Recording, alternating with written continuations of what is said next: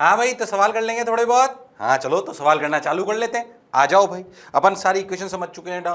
Basically projectile तो एक ही ना, ग्राउंड टू ग्राउंड फेंको, ग्राउंड टू अपने इंक्लाइन पे फेंको, ऊपर की तरफ चाहे नीचे की तरफ फेंको, चाहे टावर से फेंको, बात वो की वही, अपने को बात समझ में आ गई। हाँ सर, बात तो आपकी बिल्कुल सही है, जोरदार है, मजेदार है, शानदार है। सवाल कर लेते हैं, आओ।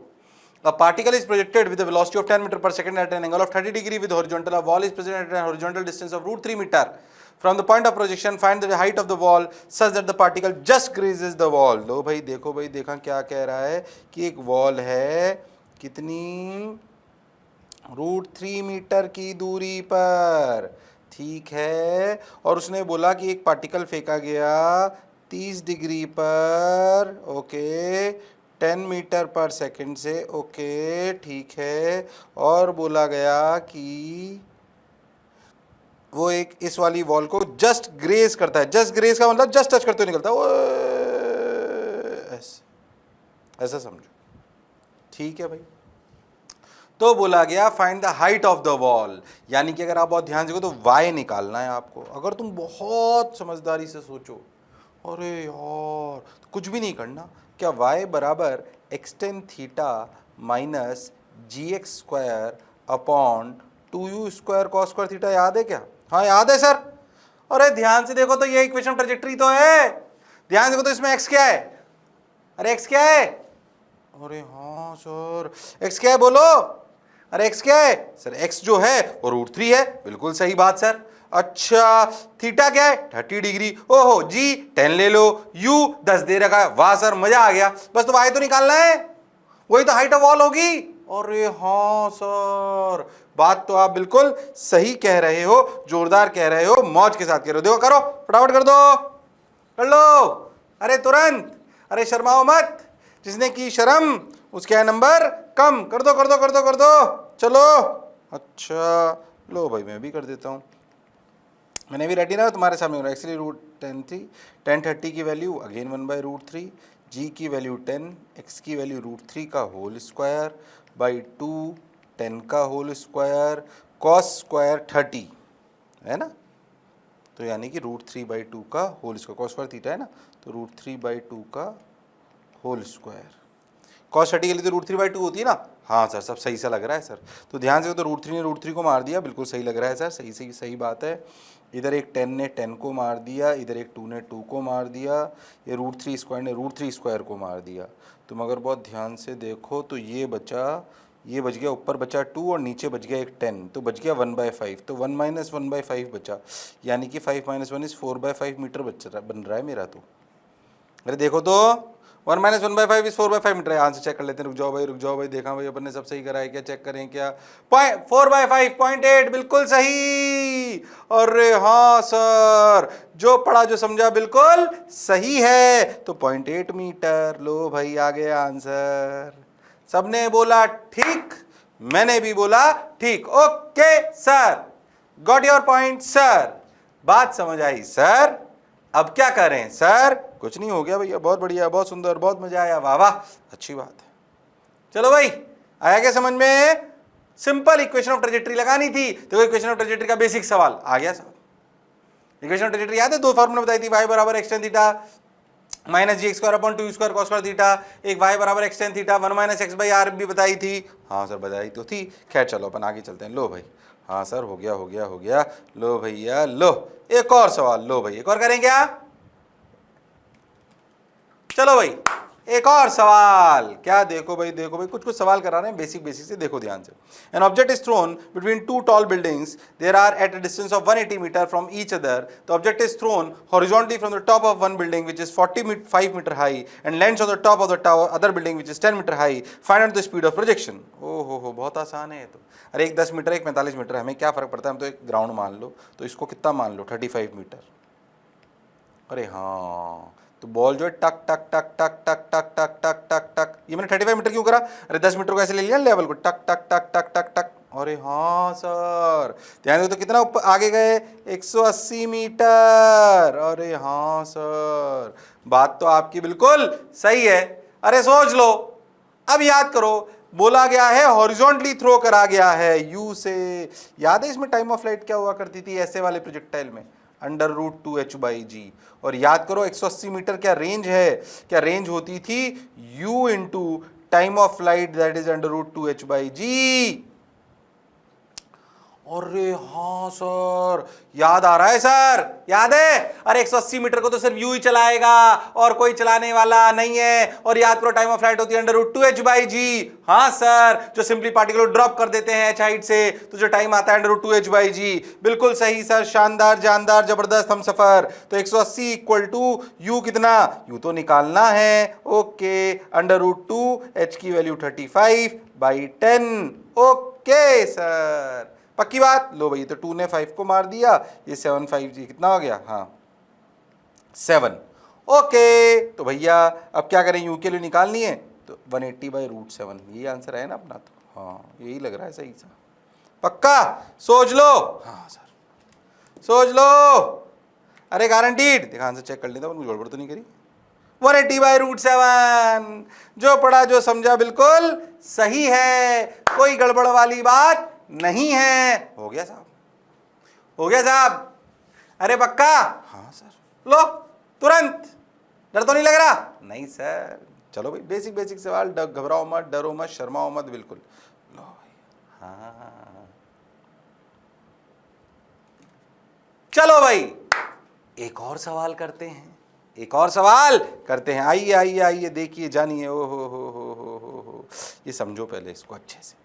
उसने क्या बोला है, helicopter on flood relief mission flying horizontally with speed u at an altitude h has to drop a food packet for a victim standing on the ground at what distance from the victim मतलब जिसको खाने की जरूरत है बहुत ज्यादा। अब जैसे मान लो तुम्हें प्लेन हेलीकॉप्टर उड़ाने को दे दिया जाए, बहुत सारे तुमको जो है बैग दे दिए जाए कि भैया जो है खाना फेंक आना, कहीं पे बाढ़ आ गई थी, फ्लड आ गया था और फेंक आना। अब तुम्हें फिजिक्स तो आती नहीं थी, प्लेन में तुम्हें बिठा दिया, उड़ा कोई और रहा था, तुमने भाई जैसे आदमी देखो इसकी जरूरत है फेंक दिया, क्या वो उस आदमी तक पहुंचेगा? नहीं। जब हम दौड़ते हुए किसी चीज को छोड़ते हैं, ऐसे दौड़ते हुए छोड़ू, ऐसे पहले भी बोला था, याद करो, कैरेमिट जो बताइए, ये बात दोबारा बोल रहा हूं। जब हम दौड़ते हुए किसी चीज को छोड़ते हैं, ड्रॉप करते हैं, अगर मैं खड़ा हूं और मैं किसी चीज को ड्रॉप कर दूं तो उसकी रफ्तार 0 होगी, पर अगर मैं दौड़ते हुए किसी चीज को छोड़ूं तो क्या उसको वो रफ्तार मिल जाएगी जो मेरी थी? हाँ, यानी कि अगर मैं हेलीकॉप्टर में जा रहा हूं और उसमें से किसी बैग को ड्रॉप करूं तो उस बैग की इनिशियल रफ्तार 0 होगी, या वो ही होगी जो हेलीकॉप्टर की थी, जो हेलीकॉप्टर की थी। इसमें कोई शक और संशय वाली बात नहीं है। अरे बोलो भाई, अरे सोचो भाई। हाँ सर, वो वाली रफ्तार मिलेगी। यानी कि सोचो, अगर तुमने जैसे ही देखा कि इस आदमी को खाने की जरूरत है और तुमने बैग को ड्रॉप कर दिया, अगर जस्ट वो आपके नीचे और आप अपने हेलीकॉप्टर में उड़ रहे हो, तो वो उसके पास नहीं गिरेगा, वो दूर जाके गिरेगा प्रोजेक्टाइल लेते हुए। यानी कि सोचो कि अगर कोई समझदार आदमी है जिसको फिजिक्स आती है और वो हेलीकॉप्टर लेके आ रहा है, और अगर ये जरूरतमंद आदमी है विक्टिम, और आपका सोचो हेलीकॉप्टर ऐसे आ रहा है, तो क्या उसको अपना बैग थोड़ी देर पहले ही छोड़ देना चाहिए? क्योंकि सोचो, अगर एक उड़ता हुआ हेलीकॉप्टर बैग यहां पर छोड़ेगा तो क्या वो यहां पर गिरेगा? नहीं, वो आगे कहीं गिरेगा, जिससे कोई फायदा नहीं होगा। हाँ सर, ये बात तो आपकी सही है। So when we drop something from a moving frame, that body acquires initial velocity, जो कि उस फ्रेम की छोड़ते वक्त थी। ओके सर, बात तो आपकी बिल्कुल सही है सर। अब क्या करें? चलो भाई देखो रे भाई, सोचो रे भाई। अब इस सवाल को सोचो, helicopter and flood relief mission flying horizontally with speed u at an altitude h has to drop a food packet for a victim standing on the ground. At what distance from the victim should the packet be dropped? The victim stands in the vertical plane of the helicopter's motion. मतलब अपने को r बताना है कि भाई कितनी दूरी से पहले से छोड़ देना चाहिए। अब लॉजिकल बात है कि अगर हेलीकॉप्टर ऐसे है, टक टक टक टक टक, कुछ नहीं, सवाल सिंपल, r बराबर u इंटू √2h/g। ये जानते हो आप पहले से, r ये वही r है जो आप जानते हो। Speed into time, time of fall √2h/g। अरे टावर वाला प्रोजेक्टाइल है, हॉरिजॉन्टल वाला हम तो कर चुके हैं, कहानी को अलग तरीके से पूछा गया है। अरे पर सवाल तो वही है, हेलीकॉप्टर जोड़ दिया, विक्टिम जोड़ दिया, फ्लड जोड़ दिया, कहानी कुछ भी बनाई हो, सवाल पुराना है। अरे यस और नो? हाँ सर। बात याद होनी चाहिए कि भाई, बात याद होनी चाहिए कि भाई असलियत में सवाल पुराना ही है, सिर्फ उसको अलग तरीके से प्रस्तुत किया गया है। और ये याद होना चाहिए कि भाई अगर हेलीकॉप्टर से किसी भी चीज को छोड़ेंगे तो उस पैकेट को हेलीकॉप्टर वाली रफ्तार मिल जाएगी। अरे यस और नो? हाँ सर, बहुत बढ़िया सर, शानदार सर, जबरदस्त सर, वाह वाह सर। लो भाई, हाँ आ गया आ गया आ गया आ गया, तो वही आ गया सर। ओहो, इसने क्या पूछा? इसने कुछ और पूछा है क्या? The victim stands on the vertical plane of the helicopter, at what distance from the victim should the packet be dropped? The victim stands for, अच्छा इन्होंने ये आर और ये डी निकाल लिया, ठीक है। तो क्या है, under root of r square plus h square. Main बात तो वही थी, तो आर स्क्वायर रख दोगे तो ये आ जाएगा, ठीक है। तो टाइम पास है। पहले बताओ कॉन्सेप्ट समझ आया क्या? कॉन्सेप्ट समझ आया क्या? हाँ सर, बिल्कुल समझ आया सर, शानदार, जानदार, जबरदस्त। चलो भाई, तो आगे चलते हैं। देखो भाई, ओहो, देखो, बढ़िया सवाल है, बढ़िया सवाल है। थोड़ी सी गणित लगेगी, आ जाओ। A body falling freely from a given height h hits an inclined plane, मान लो it's an inclined plane in its path at height h। एक इंक्लाइंड प्लेन था जो h हाइट पे, कितनी हाइट पे? h हाइट पे। ये स्मॉल h है, ठीक है। और उसने क्या बोला पहले समझो, as a result of this impact the velocity of the body becomes horizontal. Inclined plane से टकराने पे इसकी रफ्तार हॉरिजॉन्टल हो जाती है। For what value of h by h? ऐसा सवाल पता है सेंटर ऑफ मास में भी आएगा जब अपन मोमेंटम वगैरह पढ़ेंगे, पर उसका तब कहानी अलग होगी, तब ई वगैरह पे चर्चा करेंगे कि क्या ई होगा, ई कोफिशिएंट ऑफ रेस्टिट्यूशन। अभी उस पर ज़्यादा चर्चा नहीं करते हैं कि भाई हॉरिजॉन्टल हो जाए, अभी उस पर नहीं करते। अभी तो इतना मानो कि जब अपन ने इसको h हाइट से छोड़ा और ग्राउंड से छोटे h हाइट पे एक इंक्लाइन प्लेन था जहाँ पे टकराया, और टकराते वक्त ये वर्टिकल था, पर टकराने के बाद ये हॉरिजॉन्टल हो गया। अब हॉरिजॉन्टल हो गया तो उसने बोला the velocity of the body becomes horizontal. For what value of h by h will the body take maximum time to reach the ground? अब उसने बोला कि असलियत में क्या हुआ, देखो ऐसा हुआ। ओ हो, बोलो ऐसा हुआ कि नहीं हुआ? ऐसा हुआ। उसने बोला कि यहां से लेकर यहां तक, उसने बोला मैं h बाई h का क्या रेशो रखूं कि ये टाइम t1 और ये टाइम t2, यानी कि t1 plus t2 should be maximum. ओ हो, बात तो सर आपकी सही है। थोड़ा अच्छा सवाल है, ध्यान से सुनिएगा। अच्छा क्या, कहानी पुरानी है, मोशन एंड ग्रेविटी और ये अपने लिए, ध्यान समझो। तो t1 plus t2 total time लगा ना, t1 टकराने के टाइम को तो अपन नेग्लिजिबल मानेंगे, हाँ सर। तो t1 पे टकराया, फिर t2 पे गया, पर t1 पे टकराने पे हॉरिजॉन्टल हो गया। अच्छा ठीक है, अपन ने जब इनिशियल छोड़ा था तो इनिशियल रफ्तार कितनी थी? 0। ओहो, तो मुझे एक बात बताओ कि t1 टाइम कितना है? सर वो तो अंडर रूट 2, ये लंबाई कितनी है मुझे बताओ? h minus h। हाँ sir, so this is h minus h by g. Under root 2h by g होता है ना टाइम? अरे हाँ सर बिल्कुल होता है। तो under root 2h by g होता है, उस h क्या बन गया? h minus h। तो t1 तो ये बन गया। अब बताओ t2 क्या है? अरे t2 तो वाला प्रोजेक्टाइल है जिसको टावर से ऊपर से फेंकते हैं, उसकी हॉरिजॉन्टल रफ्तार हो गई u, पर अभी भी वापस से क्या इस जगह पर uy हो गई 0। अरे हाँ, तो t2 क्या हो गया? अंडर रूट 2h बाई जी। बात तो सर आपकी सही है, बिल्कुल 110%। क्या मेरी बात क्लियर है? हाँ सर बिल्कुल क्लियर है सर, शानदार है सर, जबरदस्त है सर, मजा आया सर। अब अगर तुम ध्यान से देखो तो जो टोटल टाइम है t, वो है t1 प्लस t2, यानी कि under root 2h by g plus under root of 2h minus h by g. हाँ सर, अब ध्यान से देखो तो under root 2 by g common आ गया। ओके, बचा क्या अंदर? Root h plus root h minus h। अब ध्यान से देखो तो इस t को अगर मैक्सिमाइज करना है तो यहां पे वेरिएबल कौन है? छोटा h। अरे हाँ सर, तुम ध्यान से देखो तो कैपिटल, उसने जो गिवन हाइट है h तो फिक्स कर दिया ना उसने, बड़ा h कौन फिक्स कर दिया? बड़ा h तो फिक्स्ड है, तो वेरी कौन कर रहा है? छोटा h। यानी कि मैं इंक्लाइन की पोजीशन को ऊपर नीचे कर सकता हूं, पर इंक्लाइन की पोजीशन यानी कि स्मॉल h की वैल्यू को अगर ऊपर नीचे करूंगा तो भाइयों और बहनों क्या टाइम चेंज होगा? हाँ, इस टाइम की मैक्सिमम वैल्यू चाहिए। इस टाइम की क्या चाहिए? Maximum value. अगर इस टाइम की मैक्सिमम वैल्यू चाहिए तो जाहिर सी बात है कि मैक्सिमाइज करने के लिए अगर वेरिएबल ऐसा आ जाए तो ध्यान से देखो क्या करें, इसे मैक्सिमाइज करने के लिए भाई √2/g तो कांस्टेंट है, हाँ ठीक है, करने के लिए मैथमेटिक्स क्या कहती है? Differentiate with respect to small h। अरे हाँ sir, differentiate with respect to small h, इसी को तो मैक्सिमाइज करना है।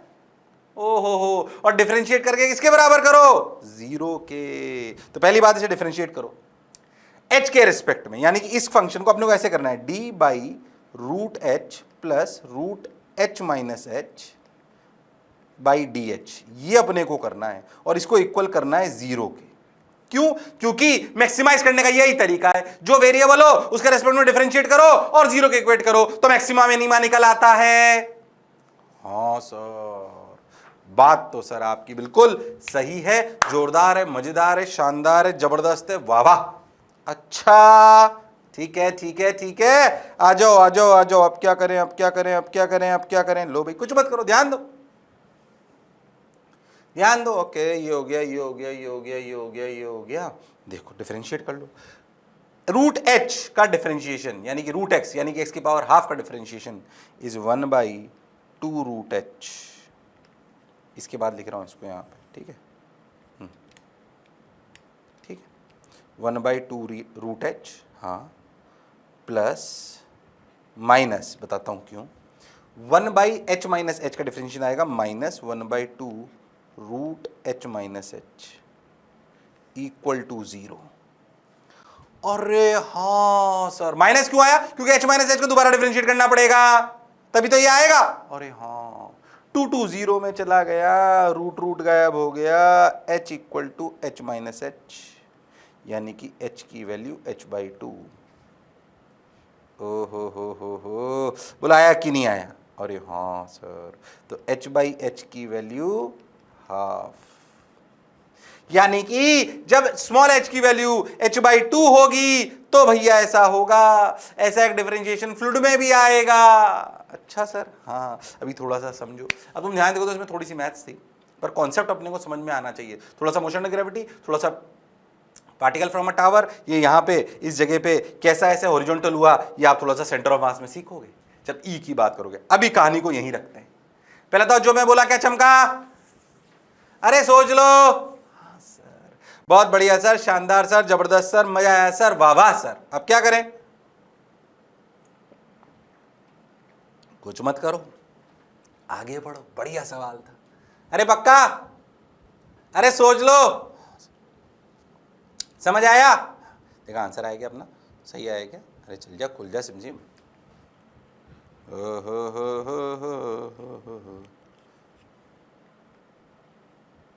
देखा तो भी अपना आंसर सही आया है क्या? अरे हाँ सर, 1/2, जो पढ़ा जो समझा बिल्कुल सही है। ओके,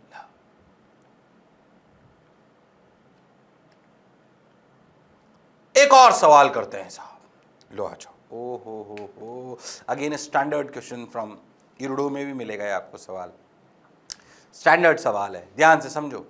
उसने क्या बोला कि ये particle is projected over triangle from an extremity of its horizontal base grazing over the vertex, it falls on the other extremity of the base if alpha and beta are the base angles of the triangle।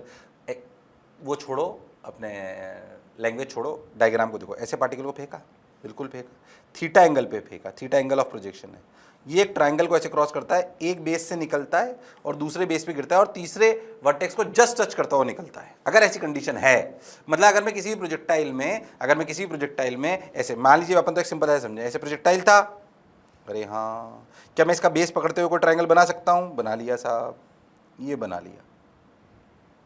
इस angle को alpha बोला, इसको beta बोला, ठीक है साहब, okay, और ये एंगल थीटा बोला, एंगल ऑफ प्रोजेक्शन। अब आपसे बोला कि ये रिलेशन प्रूव करिए, आपसे बोला ये रिलेशन प्रूव करिए, सब्जेक्टिव सवाल है। tan theta equal to tan alpha plus tan beta, prove करिए। कैसे प्रूव करोगे? मैं बताता हूं। सर एक बढ़िया तरीका बताता हूँ, ध्यान सुनना, छोटा, कई किताबों में लंबा होता है, उससे सिंपल सा बता रहा हूँ, ध्यान से देखो। इसे मान लो y, ये पूरा है r, याद है r, हाँ, ये पूरी हाइट मान लो y, ठीक है। इस जगह पे जहाँ पे अपन है, इस जगह मान लो x, तो ये x और y कोऑर्डिनेट हो गए ना इस जगह के, हाँ सर बिल्कुल हो गए, तो ये हो गया x, y, बिल्कुल सही। अब तुम एक बात ध्यान से देखो तो तुम्हें समझ में आएगा क्या, अगर तुम इस ट्राइंगल को देखो तो tan अल्फा की वैल्यू लिखो, tan अल्फा की वैल्यू लिखो, tan अल्फा की वैल्यू लिखो सर y बाई एक्स। अच्छा tan बीटा की वैल्यू लिखो sir y by r minus x. अरे हाँ सर, tan अल्फा की वैल्यू कितनी है, tan अल्फा की वैल्यू कितनी है सर y बाई एक्स, बिल्कुल सही। What is tan beta sir y by r minus x, वो भी बिल्कुल सही। आर क्या है, रेंज। क्यों ऐसा कर रहा हूं, तुम्हें समझ में आ जाएगा। ये सबसे छोटा तरीका है इसका, बढ़िया शानदार एकदम, है ना।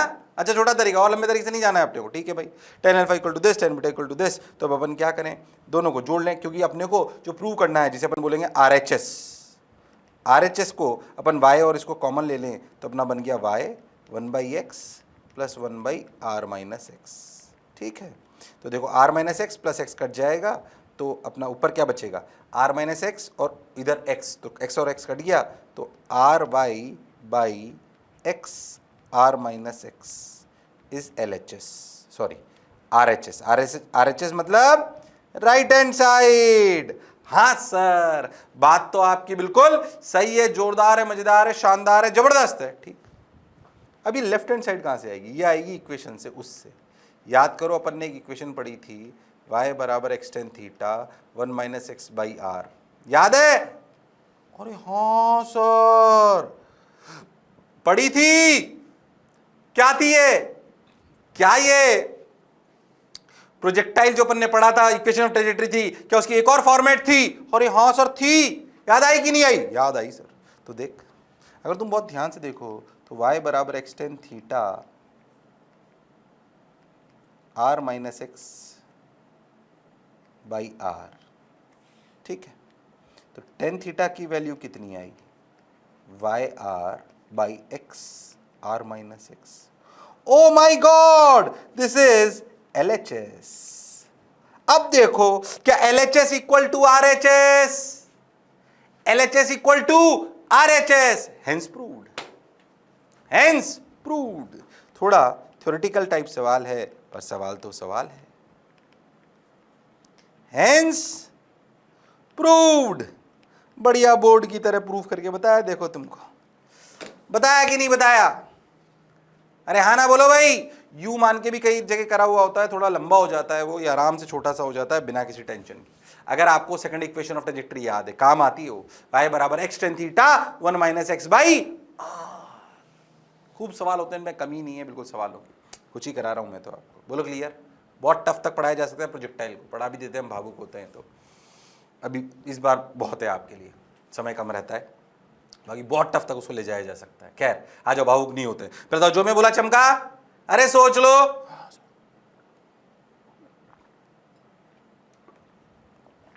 समझ आ गया सर, अच्छा लग रहा है सर, शानदार जानदार जबरदस्त हमसफर। ओ हो, लो भैया प्रूफ हो गया, लो भाई। चलो भाई एक और सवाल कर लेते हैं, ऐसी क्या चिंता वाली बात है। लो भाई देखो भाई, a stone is projected from the ground with a certain speed at an angle theta with the horizontal and it attains a maximum height h1. When it is projected with the same speed at an angle 90 minus theta with the projectile it attains a height h2. Find the horizontal range of the projectile. हो। पहले एक बात ये ध्यान से देखो, क्या theta और 90 माइनस थीटा, थीटा और 90 माइनस थीटा, क्या ये वो एंगल होते हैं जिनके लिए रेंज सेम होती है। रेंज सेम दिखा रखी है, range same for theta and 90 minus theta. आपको मैं सिंपल तरीके से करके बताता हूँ, कोई इसमें ज़्यादा दिमाग नहीं लगाना। एक छोटी सी बात और बढ़िया बता दूंगा सवाल के साथ ही, सुनो।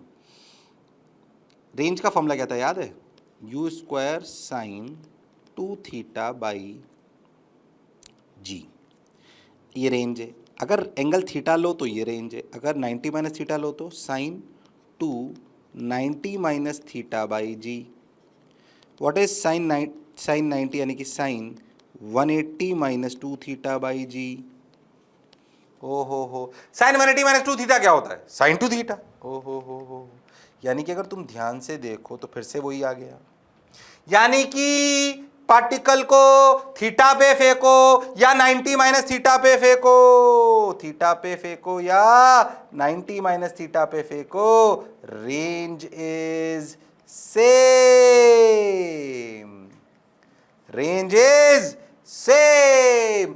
30 पे फेंको, 60 पे फेंको, 37 पे फेंको, 53 पे फेंको, सेम रेंज। अरे यस और नो? अच्छा मुझे एक बात बताओ, रेंज मैक्सिमम कब होगी? रेंज मैक्सिमम कब होगी? ये एक तो ये कहानी याद रखनी है, क्या कि थीटा और 90 माइनस थीटा के लिए रेंज सेम है। सवाल नहीं, चीजें छोटी छोटी बता रहा हूं, हालांकि पहले भी अपन पढ़ सकते थे पर मैंने सवाल के लिए रोक रखा था कि भाई ठीक है थोड़ी थोड़ी बातें उससे बताएंगे क्योंकि समय का भाव है अपने पास, कुछ सवालों के साथ बातें बताएंगे। क्या थीटा और 90 स्टार मार्कर लिख लो, क्या थीटा और 90 माइनस थीटा के लिए रेंज सेम है? हाँ सर, प्रूव करके बताया। अच्छा मैक्सिमम रेंज कब होगी? किस एंगल पर फेंकूं कि मैक्सिमम रेंज आए?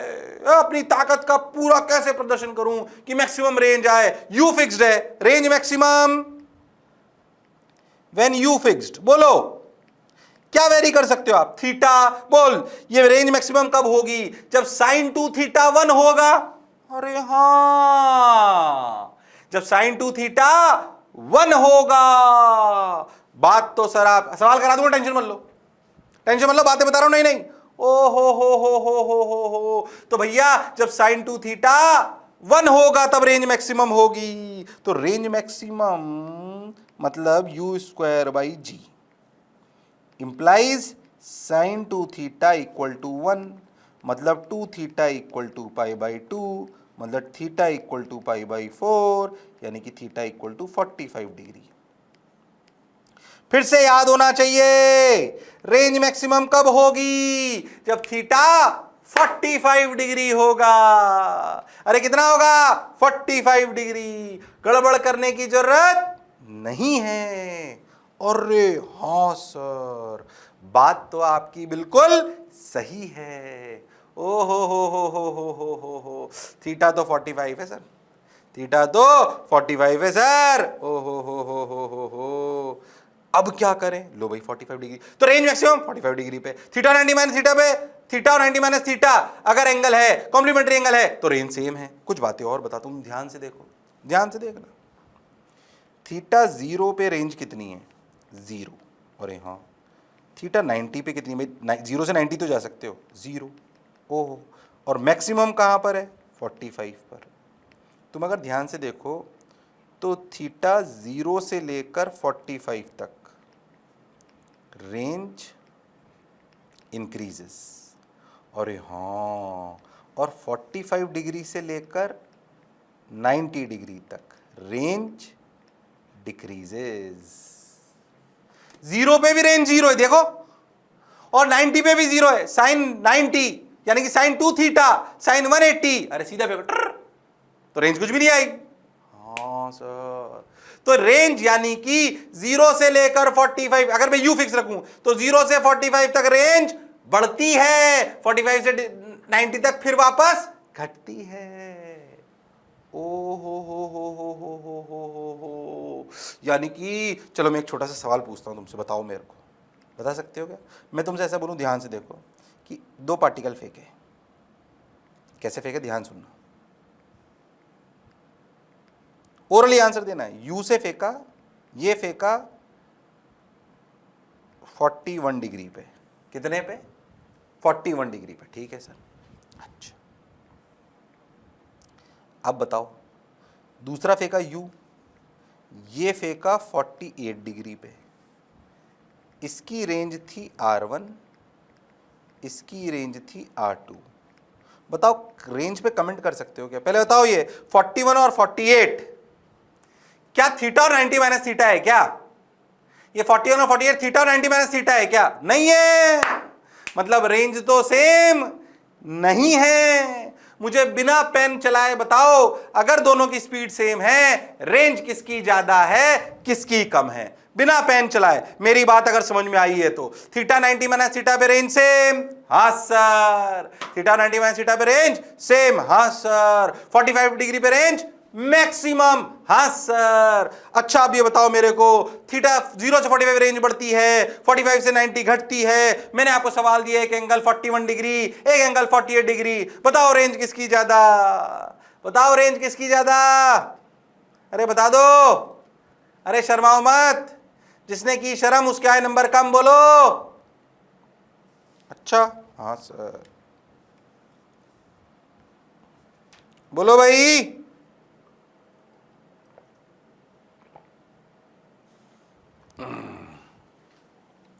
अरे बोलो भाई, ध्यान से देखो, जितना ज्यादा एंगल 45 डिग्री के पास होगा उतनी ज्यादा रेंज होगी।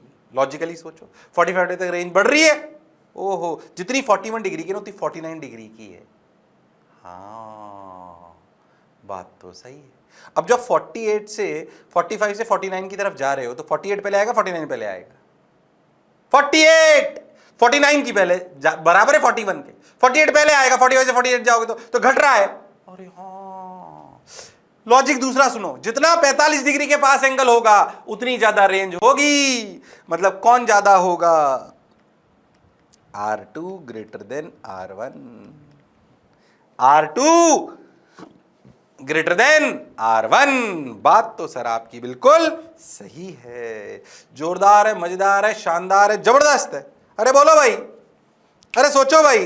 हाँ सर बिल्कुल सही सर, शानदार सर, जबरदस्त सर, मजेदार सर, वाह वाह सर। अब क्या करें सर? कुछ मत करो भाई, करो करो, अरे बता दो, बताओ बताओ। अच्छा बताएं क्या? करो पक्का? हाँ सर, चलो भाई चलो भाई चलो भाई। ये पूरी कहानी उतार लो, ये सवाल से अलग थी, पर सवाल में रेंज सेम दे रखी है, थीटा और 90 माइनस थीटा की, इसलिए कहानी आपको यहां पूरी सुनाई गई है। अब सवाल को ध्यान से देखो तो एक बात समझ आएगी कि भले इन दोनों प्रोजेक्टाइल की रेंज सेम है पर हाइट सेम हो। यूं तो दोनों का सेम है, हाँ है, पर दोनों की हाइट सेम हो ये जरूरी नहीं है। थीटा पे इन्होंने कितना दे रखा है? h1, और थीटा 2 पे कितना दे रखा है? h2। तो ये h2 हो गया, 90 माइनस थीटा पे h2 और ये h1। मैक्सिमम हाइट वो जरूरी नहीं है। पहले इस कहानी को लिख लो, अरे लिख लो रे, अरे शर्माओ मत, अरे जिसने की शर्म उसके आए नंबर कम, बोलो। अच्छा बात है सर, बहुत बढ़िया सर, शानदार सर, जबरदस्त सर, मजा आया सर। लो भाई, अच्छा देखो, अब देखो ये हो गया। अगर तुम ध्यान से देखो तो h1 थीटा पर है ना, तो h1 की वैल्यू लिखी जाती है, क्या लिखी जाती है? U y square by 2g। अरे हाँ, तो क्या लिखेंगे? देखो, u square sine square theta by 2g। हाँ, ऐसे h2 को क्या लिखा जाएगा? U square sine square 90 minus theta by 2g, यानी कि u square cos square theta by 2g। अच्छा, रेंज क्या होती है? रेंज होती है u square sine 2 theta by g. अरे हाँ, क्यों ना इस 1 और 2 इक्वेशन को मल्टीप्लाई कर दो। अब तो बेसिक सी बात है, सवाल तो 1 और 2 को क्या कर दो? मल्टीप्लाई। ओके, मल्टीप्लाई करोगे तो क्या हो जाएगा? h1 into h2 equal to u की power 4 by 4g square sine square theta cos square theta. Okay sir, अब क्या करें? कुछ नहीं, ध्यान से देखो तो ये तुम्हें रेंज में कन्वर्ट होता हुआ नजर आ रहा है। देखो कैसे, मैं बताता हूँ। यू स्क्वायर, ध्यान देखो, साइन स्क्वायर थीटा यानी कि sine theta cos theta by 2g का होल स्क्वायर दिखाई दे रहा है। हाँ दे तो रहा है सर। अच्छा, अब देखो, अब अपन क्या करें? ये साइन थीटा कॉस थीटा क्या बन सकता है? साइन 2 थीटा बाई 2, यानी कि u square sine 2 theta by 4g का होल स्क्वायर। अच्छा, u square sine 2 theta by g क्या बन गया? रेंज। ओ हो, यानी कि h1 h2 equal to range square by 4 square, यानी कि range square equal to 4 square H1H2 यानी कि रेंज की वैल्यू 4 रूट H1H2। अरे हाँ सर, अब ये तो सवाल है बेसिक, आपको कैलकुलेशन इधर का उधर करना आना चाहिए, तो इसमें ऐसे कोई बहुत रॉकेट साइंस नहीं है, बट हाँ इस तरह के सवाल आते हैं, आपको करने आने चाहिए। अगर आपको ऑप्शंस में दिखेंगे, जाकर आप डायरेक्ट रिलेशन नहीं निकाल पाओ तो डाल के देख लेना वैल्यू, क्योंकि आपके लिए तो ऑप्शन बेस्ड सवाल आएगा ना। ऑप्शन बेस्ड सवाल अगर आए तो भैया देख लेना आर और एच में रिलेशन दे रखे होंगे, वैल्यू डाल के देख लो कौन सा सेटिस्फाई हो रहा है। अरे यस और नो? हाँ सर, बात तो आपकी बिल्कुल सही है सर, जोरदार है सर, अरे वाह बिल्कुल सही, जो पढ़ा जो समझा बिल्कुल सही है, डरो मत। आज मेरी बीवी ने मुझे फिर मारा और बोला कि घर पे अगर क्लास में आपने मेरी बुराई करी, कुछ नहीं बता रहा, चलो तुम अपनी घर की बात तुम्हें क्यों बताऊं, पक्का सोच लो। चल एक और सवाल करते हैं साहब, आओ क्या है देखा सवाल, अगेन उसी तरीके का है। An object projected with the same speed at two different angles, same speed from the horizontal covers the same horizontal range R, if the time of flights are T1 and T2। अब range की बजाय T1 T2 दे दिया, time of flight, अगर range same है तो time of light same हो, ये जरूरी नहीं है। ओहो, तो भैया ये देखो ध्यान से, an object projected with the same speed at two different angles from the horizontal covers the same horizontal range. पहले तो अगर ये रेंज आर है तो एक बात तो समझ में आती है कि θ2 लिखा जाएगा 90 माइनस θ1। अरे हाँ सर, पक्का? अब ये प्रूव करना है तुमको, R equal to g T1 T2 by 2, ये प्रूव करना है, कर सकते हो तुम लोग, वो हुनर वो काबिलियत तुम में है।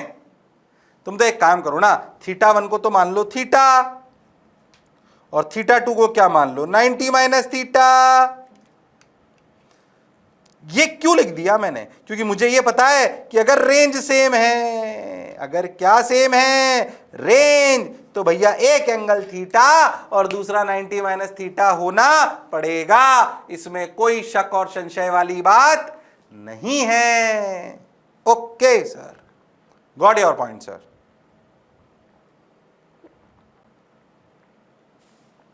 अच्छा लग रहा है सर, शानदार जानदार जबरदस्त हमसफर। चलो भाई अब क्या करें, अब क्या करें, अब क्या करें, बस कुछ नहीं, ट्रुक ट्रुक। देखो रेंज क्या है, रेंज तो है, अगर बहुत ध्यान से देखो तो u square sine 2 theta by g, theta मैंने θ1 ले लिया तो θ2 90 माइनस थीटा हो गया, लॉजिकल है। T1 की वैल्यू क्या है 2u साइन थीटा बाई जी, और T2 की वैल्यू क्या है 2u sine 90 minus theta, that is cos theta by g. Direct दिखाई दे रहा है, मल्टीप्लाई करना पड़ेगा, क्यों ना T1 T2 को मल्टीप्लाई करा जाए, मल्टीप्लाई करोगे तो आएगा 4u स्क्वायर बाई जी। साफ साफ दिखाई दे रहा है क्या करना है, साइन थीटा कॉस थीटा, ओ हो, दैट इज T1 T2। अरे हाँ सर, इस 4 का 2 साइन थीटा कॉस थीटा किस में चला गया, तो इसको लिख सकते हैं 2 into u square sine 2 theta by g. Okay sir, सही चल रहा है ना सब कुछ, ये जी स्क्वायर हो गया, मल्टीप्लाई करा था ना, हाँ, तो ये g square equal to T1 T2 hence, और ये क्या बन गया, इसको एक जी को इधर ले आओ, इसको इधर ले आओ, जी बाई 2, और ये क्या बन गया रेंज, खत्म, छुट्टी। अब ऐसे बहुत सारे सवाल बनते हैं, एक दो मैंने करा के बताया ताकि आपको डर नहीं लगे, डरना नहीं है। अरे यस और नो? बिल्कुल बढ़िया, शानदार जानदार जबरदस्त हमसफर, पक्का गारंटीड। चलो भाई